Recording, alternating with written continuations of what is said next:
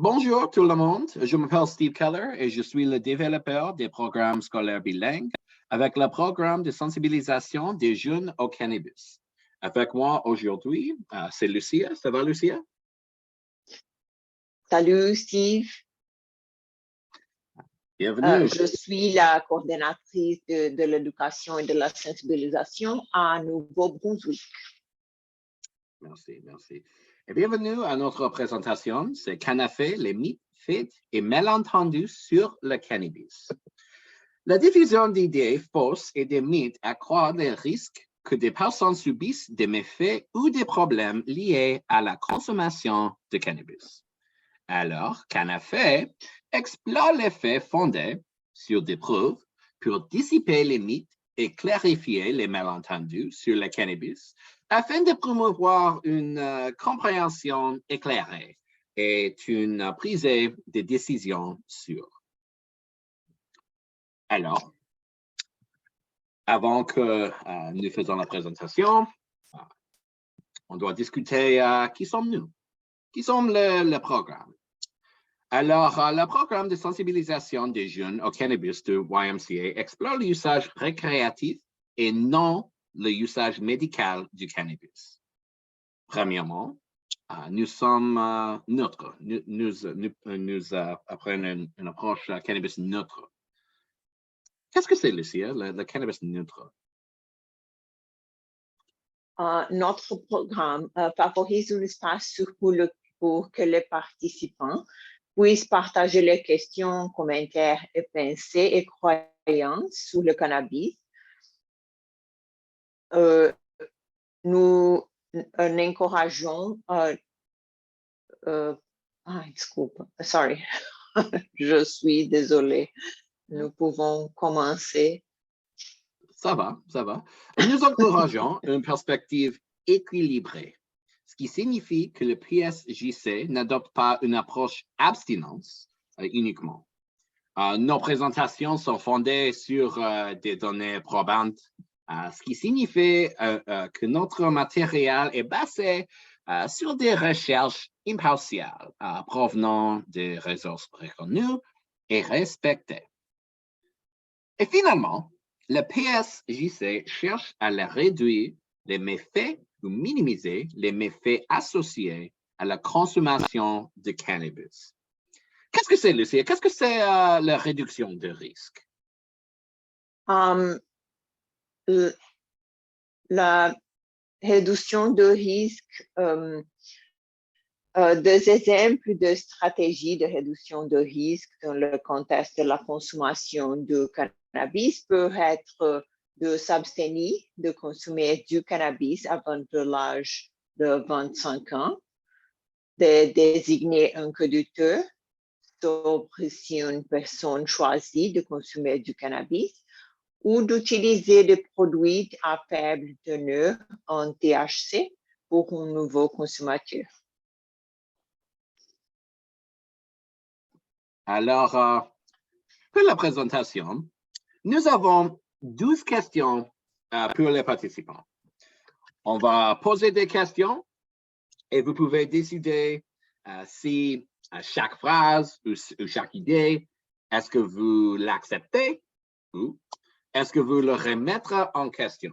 Est-ce que c'est mythe? Est-ce que c'est malentendu? C'est pas si faux, mais pas si vrai. Oui. Alors, Lucia, quelle est la première phrase ici? Bien, la première affirmation est le cannabis est une plante et il est donc inoffensif.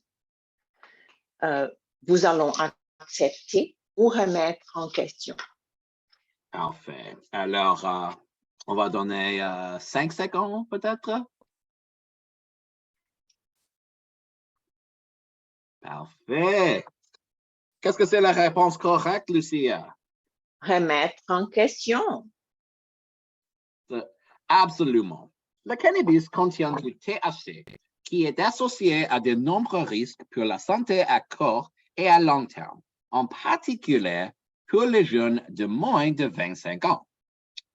Les effets à court terme peuvent inclure vaisseaux sanguins endommagés par la fumée, baisse de la pression sanguine, augmentation du rythme cardiaque, les effets sur le cerveau, par exemple la confusion, la fatigue, la difficulté de concentration, de focalisation, de mémoire, aussi l'anxiété ou les attaques de panique, nausées, vomissements, ou peut-être la paranoïa ou les délires ou les hallucinations. Aussi, les effets à long terme peuvent inclure les risques accrus d'infections pulmonaires, les risques accrus de maladies cardiaques et d'accidents vasculaires cérébrales, les risques accrus de dépendance et finalement, les impacts négatifs sur les mémoires, la concentration et aussi le jugement. Bien que le cannabis soit une plante, le composé THC de la plante est associé à divers risques, en particulier pour les jeunes de moins de 25 ans. Elle est dit que les plantes sont totalement inoffensives est une mythe. Les humains peuvent subir des méfaits causés par des plantes communes telles que le sumac vénéneux qui provoque des éruptions cutanées et des démangeations dans la peau, la berce du Caucase qui provoque des lésions et des graves brûlures en cas de contact, le tabac, fumer du tabac est associé à des maladies pulmonaires, cardiaques et cérébrales. Et finalement, divers fruits, céréales et légumes peuvent déclencher des réactions allergiques chez les personnes vulnérables. Merci. Je voudrais clarifier que le THC et le CBD sont deux des composés les plus populaires du cannabis, alors que le CBD est le composé non psychoactif, ce qui signifie qu'il n'est produit par la sensation de planer. Le THC est le composant psychoactif qui est responsable pour la production de la sensation d'euphorie, décrite comme la sensation de planer. Nous pouvons continuer. Merci. On va continuer. Lucia, qu'est-ce que c'est la phrase numéro 2? La consommation de cannabis pendant l'adolescence peut avoir un impact sur le développement du cerveau. Vous allez remettre en question ou accepter cette affirmation. 1 seconde. Nous allons donner 5 secondes. 3. Et la bonne réponse est... Ça, c'est accepté. Ça, c'est accepté. De nombreux jeunes Canadiens consomment du cannabis et croient à tort que le cannabis est naturel et inoffensif. Mais le cerveau se développe encore jusqu'à l'âge de 25 ans. Le THC contenu dans le cannabis affecte les processus naturels de développement du cerveau chez les adolescents, provoquant des modifications physiques et structurelles du cerveau. Ces modifications peuvent affecter les processus du cerveau responsables de l'apprentissage, de la mémoire, de l'attention, de la motivation, de la résolution des problèmes et de la prise de décisions. Alors, pour en savoir plus, le PSJC a élaboré une présentation sur le développement du cerveau pour les adolescents et la consommation de cannabis. Et Lucia, nous allons faire une présentation de ça, je pense, la semaine prochaine. Oui. C'est le 30 mars, c'est ça? 30. Oui. Oui, parfait. Alors, qu'est-ce que c'est la phrase prochaine? La légalisation signifie que tout le monde peut consommer du cannabis. Nous allons accepter ou remettre en question. Qu'est-ce que la bonne réponse, Steve? Ici, on va remettre en question. Correct? Voici l'âge légal pour cultiver, acheter, consommer ou posséder du cannabis au Canada.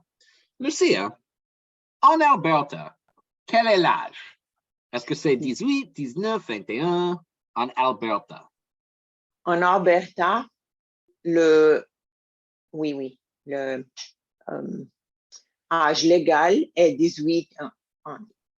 18 ans, ah oui, vraiment. Et au Québec, qu'est-ce que c'est? Au Québec, est 21 ans. Parfait. Et dans tous les tous autres, Ah, dans tous les autres provinces et territoires, le âge légal est 19. absolument. Et la consommation de cannabis comporte des risques juridiques, surtout pour les jeunes qui n'ont pas l'âge légal dans leur province.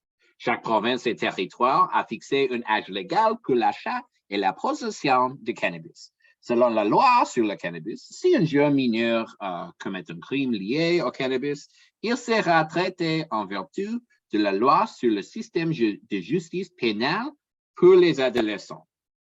Les jeunes qui sont reconnus coupables de tels crimes peuvent voir leurs parents/tuteurs informés par les forces de l'ordre de leur consommation de cannabis. Leur cannabis sera saisi et les jeunes risquent de subir des conséquences telles que les amendes, le casier judiciaire ou des problèmes d'éducation ou de déjudiciarisation ordonnés par le tribunal. Est-ce que c'est tout, Lucia, je pense? Oui, merci, si. OK, on va commencer. La prochaine question. Le vapotage est une méthode sûre pour inhaler du cannabis. Le vapotage est une méthode sûre pour inhaler le cannabis. Nous allons accepter ou remettre en question aussi. Alors, est-ce que vous pouvez définir le terme vapotage? Oh oui. Le vapotage désigne l'utilisation d'un dispositif électronique avec un élément chauffant qui, lorsqu'il est activé, vaporise un liquide afin que l'utilisateur du dispositif puisse inhaler le vapeur. Le liquide fabriqué à cet effet est communément appelé liquide à vapoter, contient de solvants, des additifs, de l'eau, des arômes et de divers principes actifs, généralement de la nicotine liquide ou des cannabinoïdes, tels que le THC et le CBD en suspension dans de l'huile. Parfait. Et alors, on a donné beaucoup de temps pour cette question. Alors, la correcte réponse, c'est on va remettre en question, oui? Oui, alors, d'accord. Le vapotage, il est plus risqué que vous ne le pensez. La différence entre vapoter de cannabis ou du tabac et fumer des cigarettes ou du cannabis en feuilles séchées tient à la façon dont le produit est chauffé. Si une personne fume du cannabis en feuilles séchées dans une joint, une pipe ou une pipe à eau, elle brûle la plante de cannabis à une température plus élevée.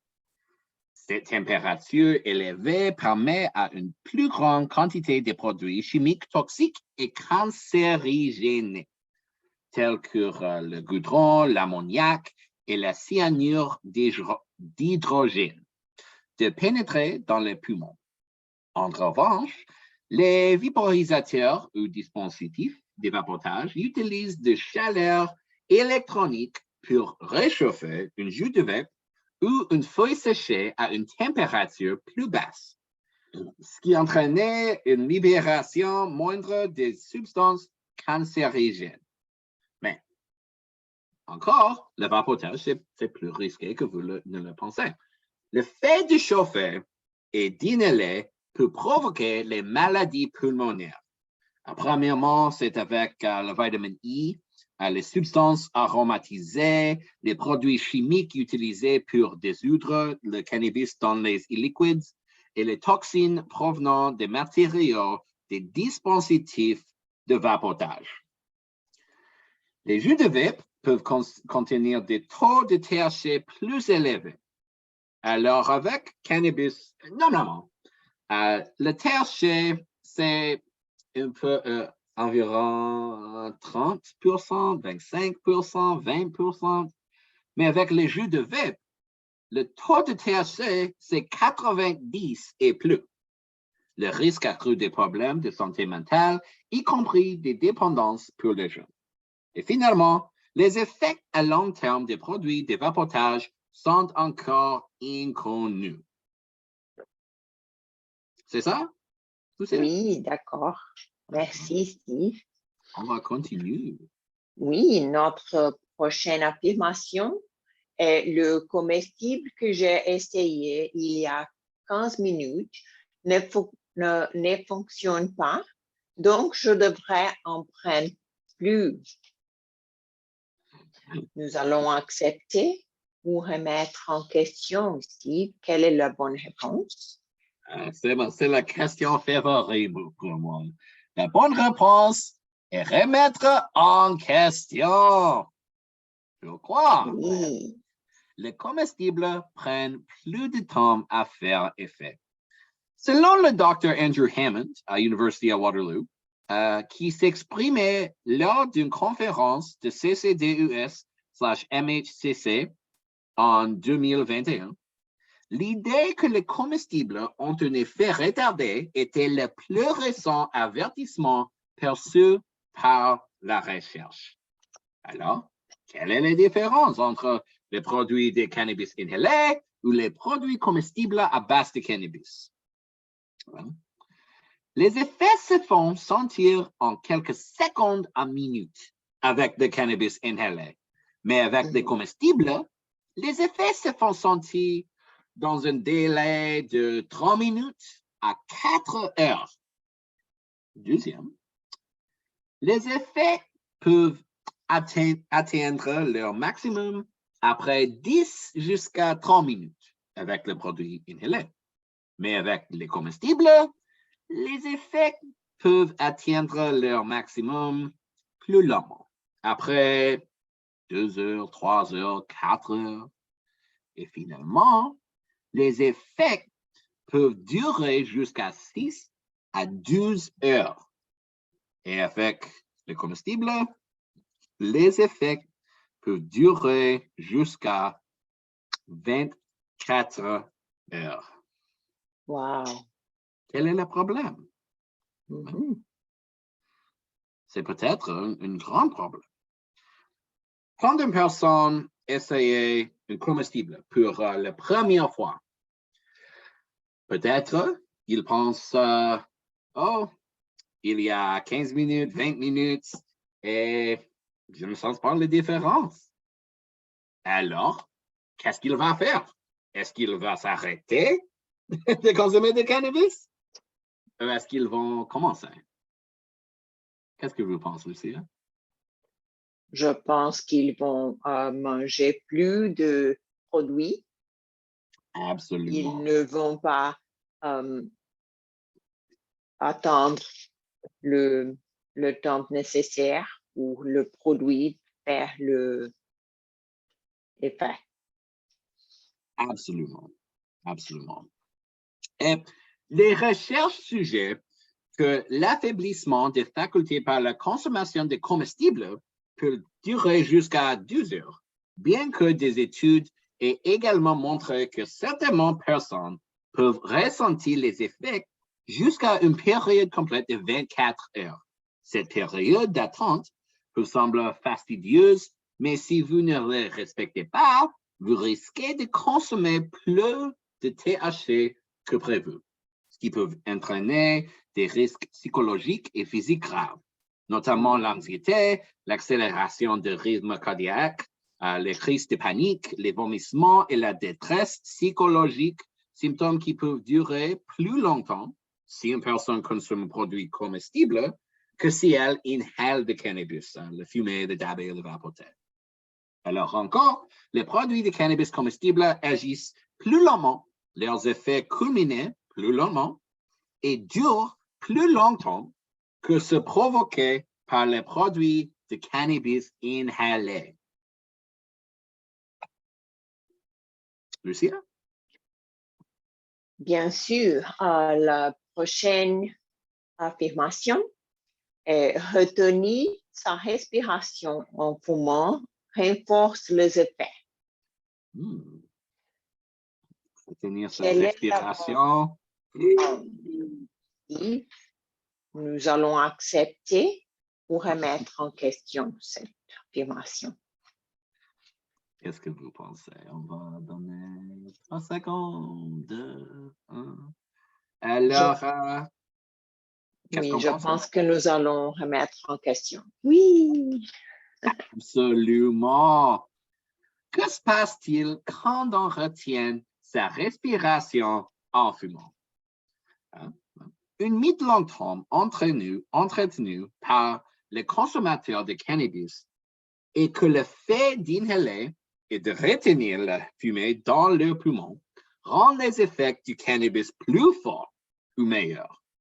Mais l'augmentation du rythme cardiaque, accélération de circulation sanguine et l'essentiel d'étourdissement que la privation d'oxygène, faussement interprétée comme un coup plus fort.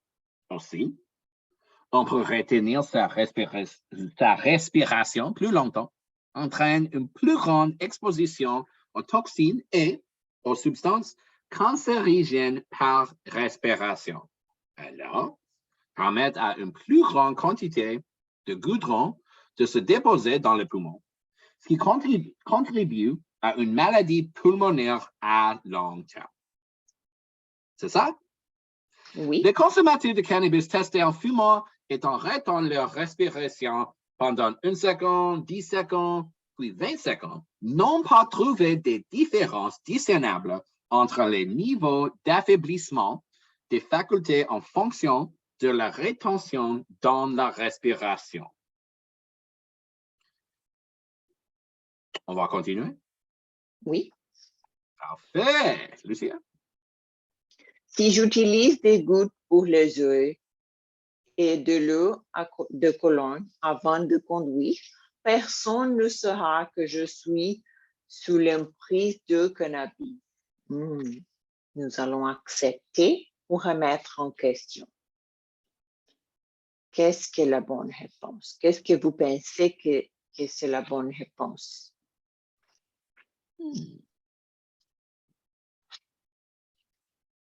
La bonne réponse ici? Que nous allons remettre en question. Ah oui, bien sûr. Oui. L'affaiblissement des facultés liées au cannabis ne se limite pas à l'apparence. Lucia, quels sont les signes physiques à l'affaiblissement?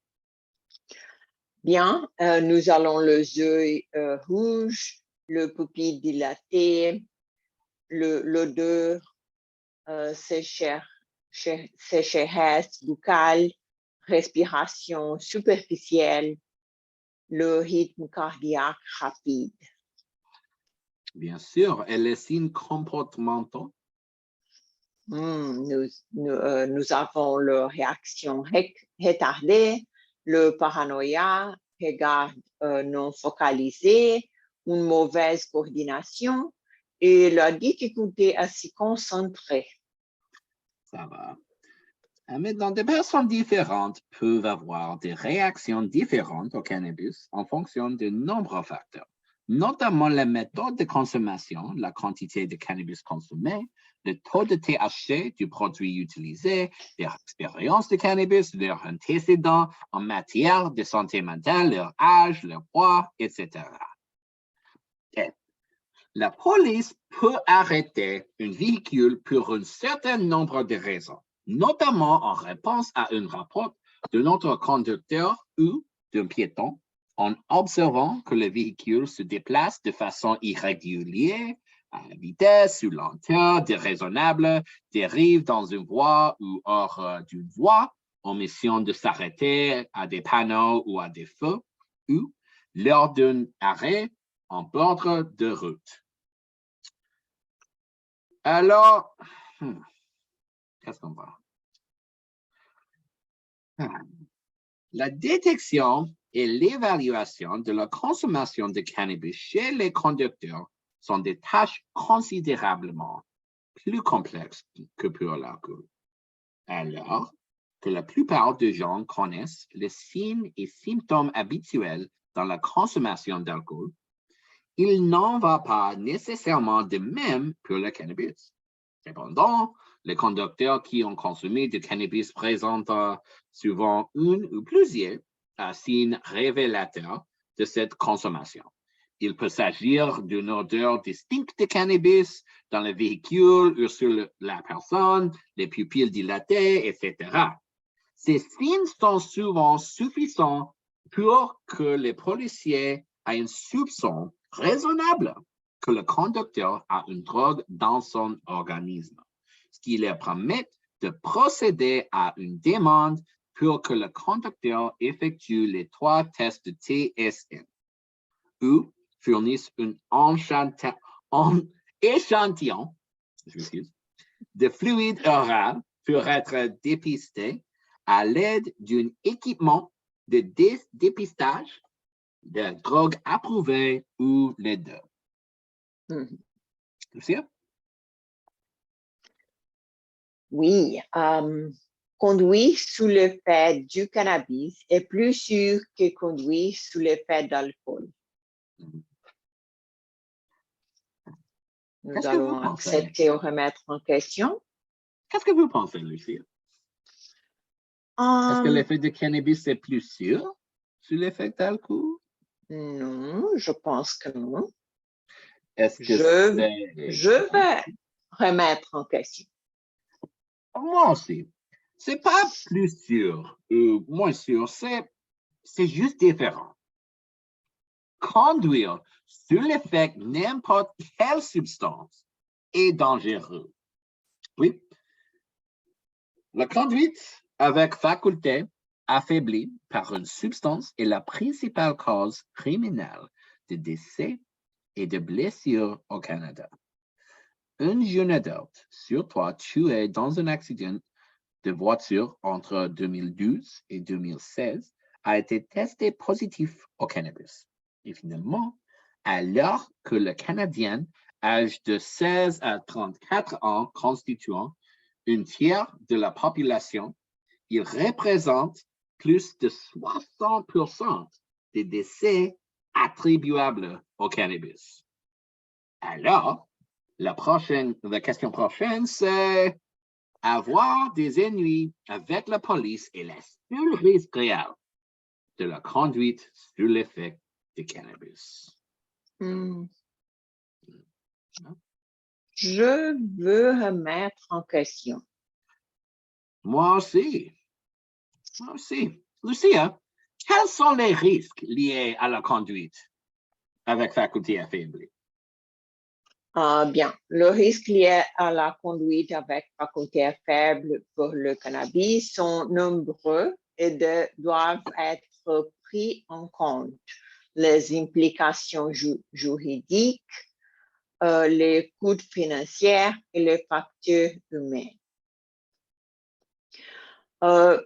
Les implications juridiques, nous pouvons parler de suspension de permis, casier judiciaire éventuel, la possibilité d'emprisonnement et point de démérite. Pardon. Le coût financier, nous allons le remorquage et cesse du véhicule, dégâts en cas de collision, frais juridiques, augmentation des coûts d'assurance. Et les facteurs humains sont le risque de blessure, décès, dépression, anxiété et culpabilité en cas de mort de quelqu'un, par exemple. Et les coûts sont trop grands.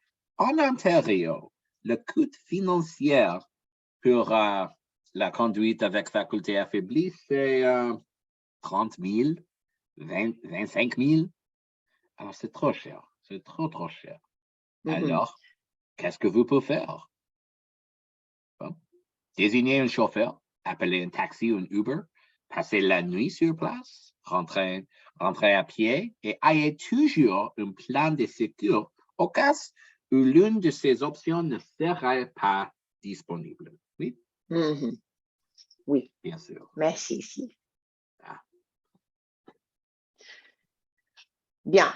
Si j'appelle le 911 parce que mon ami réagit mal au cannabis, nous pouvons être accusés d'être sous l'emprise du cannabis. Est-ce que vous acceptez? Est-ce que vous remettez en question? Je veux remettre en question. Oui. Oui. Quelle est la bonne réponse, Steve? Avant que je travaille pour le programme, j'ai pensé peut-être, c'est vrai, j'ai accepté, mais la loi sur les bons samaritain sécurant les victimes de surdose. Vous évitez d'être accusé. Certains jeunes n'appellent pas les services médicaux d'urgence, EMS ou 911. Si eux-mêmes ou leurs amis sont malades en raison de l'affaiblissement de leurs facultés par le cannabis, l'alcool ou d'autres drogues. Ils peuvent craindre d'avoir des ennuis avec la justice parce qu'ils ont les facultés affaiblies ou qu'ils possèdent une partie de la substance qu'ils ont consommée. Cependant, tous les Canadiens sont protégés par la loi fédérale et ne peuvent être accusés de simples infractions de possession s'ils signalent une surdose de drogue. Cette loi garantit qu'une personne peut être traitée pour sa toxicomanie sans craindre d'être punie. Okay? Toutefois, la loi ne protège pas contre les mandats non exécutés, la production et le trafic des substances ou d'autres infractions non liées. Par exemple, si vous voyez un de vos amis consommer du cannabis lors d'une fête, qu'il commence à vomir, à s'évanouir ou que son comportement vous fait craindre qu'il est trop consommé, vous pouvez appeler le SMU pour lui venir et aide sans que ni vous ni lui ne soient inculpés en lien avec les substances consommées. Toutefois, si les services d'urgence se présentent et qu'une autre loi est visiblement enfreinte, les personnes en infraction peuvent être poursuivies. Okay? Par conséquent, si vous ou l'un de vos proches présentez des symptômes indésirables ou négatifs dus à la consommation de cannabis, vous devriez envisager de consulter un médecin si nécessaire, car votre sécurité passe avant tout. C'est très important, cette information, Steve. Merci. Absolument. Alors, oui. On peut savoir si quelqu'un a des problèmes avec la consommation de cannabis. Qu'est-ce que vous pensez, Steve? Quelle est la bonne réponse? C'est difficile, mais c'est possible. Alors, on va accepter. Moi aussi. Oui. Il y a des signes d'utilisation problématiques. Certains sont évidents, d'autres plus subtils. Alors, maman, est-ce que tu as le conflit avec la famille ou les amis au sujet de la consommation? Peut-être voler pour payer des cannabis? Incapable de se concentrer sur les responsabilités? Consommer plus de cannabis au fil du temps pour ressentir le même effet. Utilisation régulière à un jeune âge. Est-ce que c'est impossible d'arrêter ou de réduire l'utilisation? Est-ce que ton utilisation quotidienne habituelle? L'utilisation comme forme majeure ou primaire de récréation. Passer moins de temps avec les amis ou les proches. Perte d'intérêt pour d'autres activités. L'utilisation en volant ou pendant des activités physiques intenses. Puis finalement, l'utilisation pour faire face à la dépression, à l'anxiété, au stress et aux problèmes.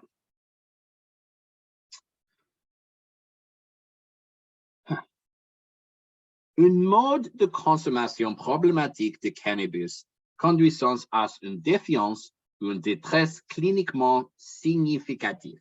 Ça manifeste par les 11 symptômes suivants survenus au cours d'une période de 12 mois.